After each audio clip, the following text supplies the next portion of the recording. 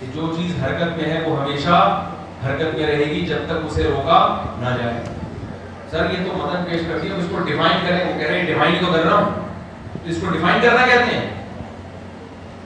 Define جو کیا جاتا ہے وہ ہمیشہ اپنے الفاظ میں کیا جاتا ہے, متن سے ہٹ کر. میں نے کہا قرآن کہتا ہے انزل الیک الذکر لتبین للناس, اللہ نے آپ پر قرآن نازل کیا تاکہ آپ لوگوں کے سامنے اس کو ڈیفائن کریں. تو نبی جو ڈیفائن کریں گے وہ قرآن کے علاوہ کوئی چیز ہوگی, وہی تھوڑی پیش کر دیں گے. تو 2 گھنٹے کلام بازیاں کم وقت کھاتا رہا ہے, اس کے پاس اس کا جواب وہ کہہ رہے بخاری میں یہ لکھا ہے. میں نے کہا ہٹا یار اس کو, یہ فضول بحث کو. ہم فرض کر لیتے ہیں یہ بخاری غلط ہے تو صحیح والی لے آنا ہمارے سامنے. نہ ادھر کا چھوڑ رہے ہیں نہ تو ادھر کا چھوڑ رہے ہیں, ہمیں تو لاوارث کر کے چھوڑ گیا یار. میں نے کیسے, تو قرآن کے بھی نہیں رہیں گے. تو اللہ کا شکر ہے 4-5 آدمی انسان کے بچے بن گئے جو ان کے ساتھ آئے ہوئے تھے نا, وہ ٹھیک ہو گئے. تو یہی بات ہے کہ جیسے قرآن کو سمجھنا حدیث کے بغیر ممکن نہیں ہے, حدیث کو سمجھنا رجال کے بغیر ممکن نہیں ہے. تو میں یہ کہتا ہوں کہ صحابہ نے قرآن و سنت نبی سے صرف سنا نہیں بلکہ باقاعدہ سیکھا. تابعین نے صحابہ سے, تبع تابعین نے تابعین سے. تو آج ہمارے دینی مدرسوں کے علماء اور طلباء کے پاس قرآن کی بھی سندیں ہیں کہ ہم نے کس قاری سے قرآن پڑھا, اس نے کس قاری سے, انہوں نے کس قاری سے, انہوں نے کس قاری سے, یہ سلسلہ نبی تک پہنچاتے ہیں. آج ہمارے پاس تفسیر کی سندیں بھی ہیں, انہوں نے قرآن کس سے سیکھا, ان کے استاذ کون تھے, ان کے استاذ کون تھے. آج ہمارے پاس حدیث صحابہ سے. تو ہمارا تو سلسلہ ہے, آپ بھی اپنا جن لوگوں سے آپ نے قرآن حدیث سیکھی ہے, تزکیہ کروایا ہے اپنا, یہ سلسلہ سند متصل کے ساتھ کہاں تک پہنچاؤ, بولو بھائی, صحابہ نبی تک. اگر نہیں پہنچا سکتے تو اس کا مطلب آپ قرآن و سنت اخبل طریقے سے سمجھنے کی کوشش کر رہے ہو. وہ جو سند متصل کا ہونا ضروری ہے, جو فرقہ ناجیہ کی پہلی شرط ہے, وہ شرط آپ میں نہیں پائی جاتی. کتنے ہی اچھے ہو, ہمیں اس سے کوئی غرض نہیں ہے, اور ہم کتنے ہی گندے ہو, یہ بحث ہی غلط ہے. وہ تو اچھے اور گندے ہونا تو بات کی چیز ہے نا. پہلے یہ تو ثابت کرو کہ ہمارا سلسلہ کہاں سے جا کے ملتا ہے, نبی صلی اللہ علیہ وسلم سے. میں نے کہا پھر آپ ثابت کرنا آپ کے اکابر سارے 1 نمبر, اور ہمارے والے کو ثابت کرنا 2 نمبر. میں اپنے والے کو چھوڑ کر آپ کے والوں کو اپنا باپ بنا لوں گا. کیا خیال, کیونکہ میرا نظریہ یہ کہ بابوں کا ہونا سند متصل تک نبی صلی اللہ علیہ وسلم تک کیا ہے, کیونکہ اگر یہ ڈسکنیکٹ ہو گیا راستہ تو فرقہ ناجیہ کی فہرست سے بندہ مارکیٹ سے کیا ہو جائے گا, چھاڑ. یہ سند کا ہونا کیا ہے, میں سمجھا پا رہا ہوں اپنی بات, کہ نہیں سمجھا پا رہا ہوں. وہ کہنے لگے کیوں میں اپنے اکابر کی لسٹ کیوں پیش کروں. میں نے کہا یہ ثابت کرو کہ ہمارے کوئی اکابر ہیں ہی, ہم ایک نیا فرقہ ہے جو ابھی دریافت ہوا ہے. اور نبی نے فرمایا میری امت گمراہی پہ کسی بھی دور میں جمع نہیں ہوگی. تو جو چیز ابھی آ رہی ہے, ایک صاحب یہ کہہ رہے ہیں کہ پشاور میں ہمارا مسلک بڑی تیزی سے پھیل رہا ہے.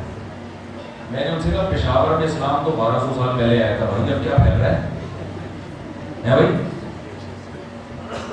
پشاور میں اسلام کب آیا تھا, اس وقت کیا پھیلا تھا. سندھ میں اسلام محمد بن قاسم کے دور میں آیا. اگر یہ ہم لوگ غلط ہیں تو سارے اتنے سارے ہیں, یہ جس دن غلط ہوئے تھے امت مسلمہ نے ان کو غلط ہونے سے روکا کیوں نہیں, تو سارے گمراہ ہو گئے تھے. تو نبی تو فرما رہے ہیں امت گمراہی پہ جمع نہیں ہوگی. تو جو چیز آج پھیل رہی ہے نا, کوئی نیا مسلک پھیل رہا ہے, یہ کبھی بھی صحیح نہیں ہو سکتا, کیونکہ آپ کا سلسلہ 1400 سال متصل ہونا ضروری ہے. تو میں نے ان سے کہا کہ آپ اپنے اکابر کی لسٹ پیش کرو نبی صلی اللہ علیہ وسلم تک. تو میں آپ میرے اکابر پہ کیڑے نکالنا معذرت کے ساتھ, تو میں بتاؤں گا کہ آپ کے اکابر, ہمارے اکابر نے اگر غلطیاں کی ہیں تو آپ کے اکابر غلطیوں کا پرندہ ہیں, پوٹلے ہیں وہ غلطیوں کے. میں پھر آپ کی کتابوں سے ثابت کروں گا. اس نے کہا نہیں. میں نے کہا دیکھو, جب کسی کے باپ پہ طنز کیا جاتا ہے نا تو جواب میں گالی بھی اس کے باپ کو دی جاتی ہے. سمجھ میں آ رہی ہے بات کہ نہیں آ رہی. میں نے کہا آپ میرے پہ اعتراض کرو گے کہ مفتی طارق مسعود نے 4 شادی والی کتاب میں یہ غلط باتیں لکھی ہیں، تو میں آپ کی کتاب لوگوں کے سامنے پیش کروں گا کہ اس نے 1 شادی والی کتاب میں یہی غلط باتیں لکھی ہیں، یہ لکھوں گا نا میں، تو لوگ کہیں گے نہیں بھائی یہ زیادہ غلط ہے، وہ کم غلط ہے۔ اور اگر آپ میرے ابا کے بارے میں کہو گے کہ مفتی صاحب کے ابا ایسے تھے، تو میں کہوں گا اس کے ابا دیکھو کیسے تھے۔ تو میں نے کہا جب ابا کھیلیں گے تو بات ابا پہ چلے گی، مناظرے میں بحث میں ضروری ہے سامنے والے کے مقابلے میں آ کے بیٹھا جائے۔ میں نے کہا آپ میرے باپ روحانی باپ داداؤں کو غلط ثابت کرو، میں آپ کے روحانی باپ داداؤں کو غلط ثابت کروں گا، لوگ دیکھیں گے کس کے ابا اچھے تھے اور کس کے ابا گندے تھے۔ آپ اپنے اکابر کی لسٹ ہی پیش نہیں کر رہے، اس کا مطلب آپ تو ابا ایسے ہیں، روحانی طور پر آپ کے ابا ہیں ہی نہیں۔ میں نے کہا خدا کی قسم باپ کا غلط ہونا اتنا برا نہیں ہے جتنا باپ لیس ہونا برا ہے، یہ تو بہت بڑی بات ہے یار۔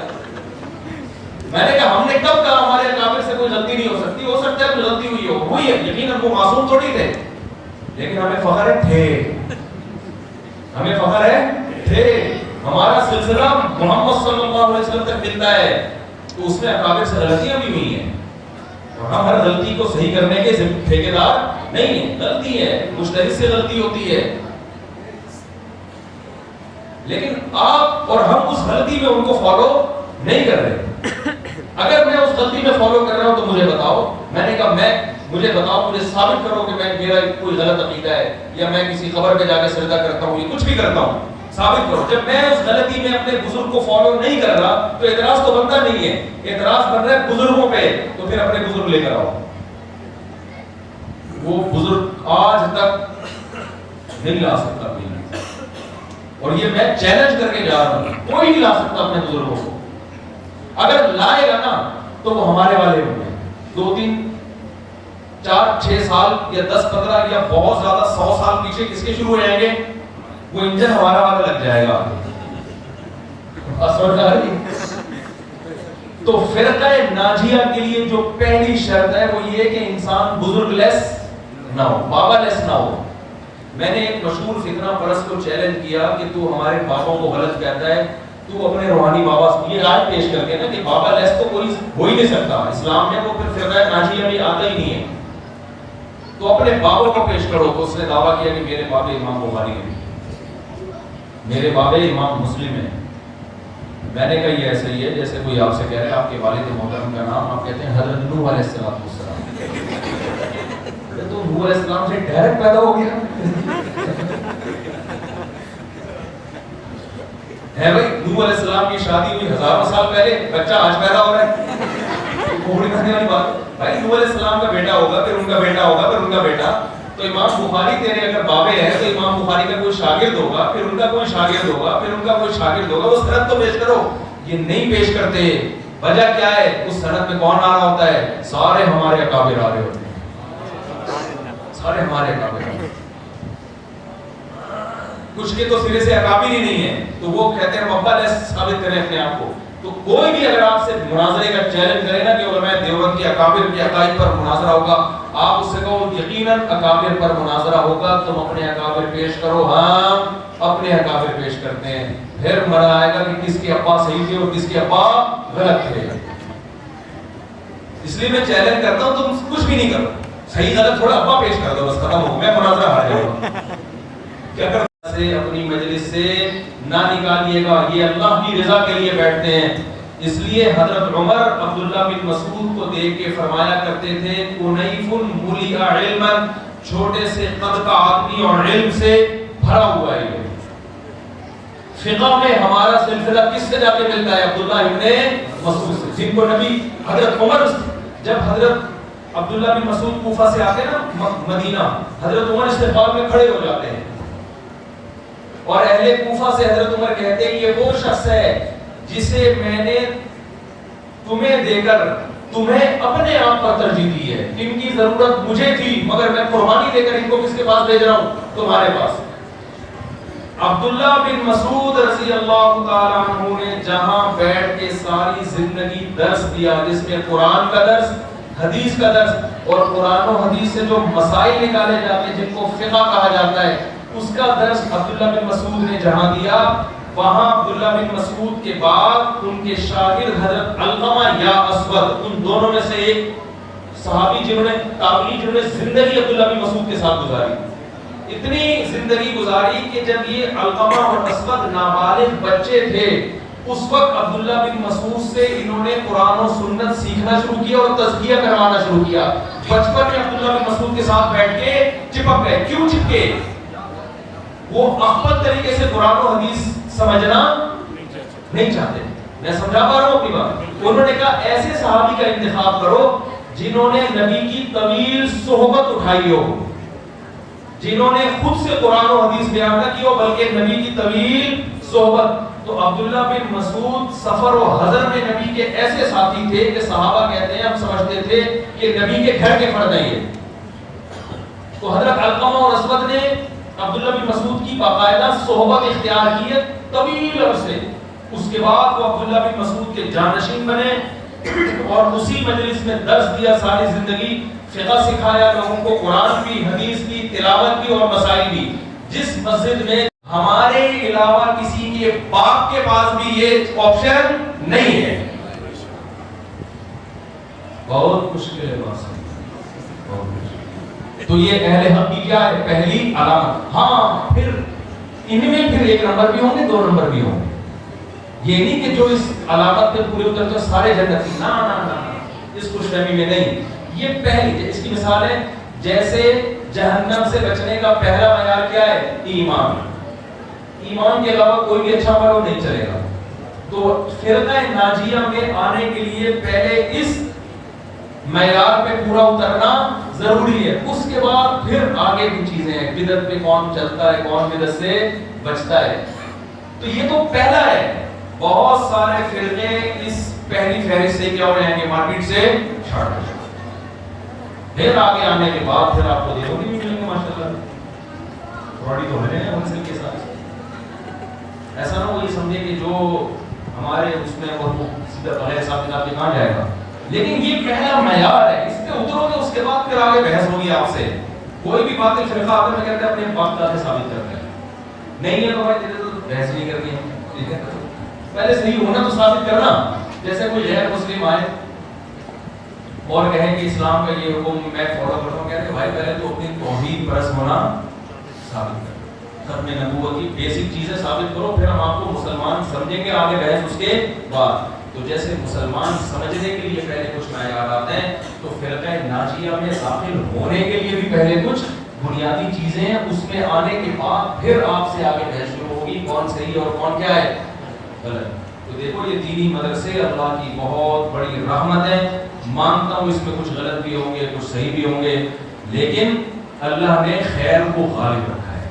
آج دنیا میں جتنے علماء اہل حق پیدا ہو رہے ہیں ان دینی مدارس سے نکل رہے ہیں وہ، ورنہ اس کے علاوہ اگر آپ جائیں گے تو لیبل قرآن و سنت کا لگایا جاتا ہے، مگر تشریح کیا ہوتی ہے؟ اپنی تشریح ہوتی ہے۔ لیبل تو مکھیوں کے دھوکہ دینے کے لیے آپ چینی پہ چاول کا لیبل بھی لگا سکتے ہو۔ اللہ تعالیٰ سے دعا ہے کہ جو کچھ کہا سنا اس میں کمی کو تاہی کو اللہ معاف فرمائے، اور جو حق بات ہوئی اللہ ہمیں اس پر عمل کرنے کی توفیق عطا فرمائے، اور آپ کسی کے پاس جانا نہیں، ٹھیک ہے نا؟ ڈر جائے گا وہ بیچارہ۔ ہمارے ایک آدمی گیا ایک مکان کے بارے میں، اس نے سنا ہوا تھا، پرانا مکان تھا، تو اس نے سنا ہوا تھا یہ بہت سالوں سے کوئی رہتا نہیں تھا، تو لوگ ڈرتے تھے کہ یہاں جنات آ گئے ہیں، تو وہ بڑا فنڈر بنتا تھا، جن من سے میں نہیں ڈرتا، کوئی جن من نہیں۔ لوگوں نے کہا بھائی آسائی میں اس گھر میں کتنی صدیوں سے خالی پڑا ہوا ہے، کوئی رہتا ہوا نہیں ہے، نہیں جا، نہیں کوئی جن من نہیں، بڑا فنڈر بن کے گیا، دروازہ بجایا ٹھک ٹھک، اندر سے آواز آئی کون ہے؟ میں آ جاؤں، دروازہ کھولا اس نے، ہاں بھائی کیا کام ہے؟ کہہ رہا میں آیا ہوں، میں نے سنا یہاں جنات ہے۔ کہہ رہا نہیں میں تو 500 سال سے رہ رہا ہوں، مجھے تو کوئی نظر نہیں آیا۔ اس نے کہا میں تو 500 سال سے رہ رہا ہوں، مجھے کہا یہ الٹا ہو گئے، یہی کیا ہے 500 سال سے انسان مرے نہیں سکتا، تو وہ ایسا نہ کوئی ٹک ٹک کرے آپ دروازہ کھولیں۔ تو اللہ تعالیٰ سمجھنے کی عمل کی توفیق عطا فرمائے، وما علینا الا البلاغ۔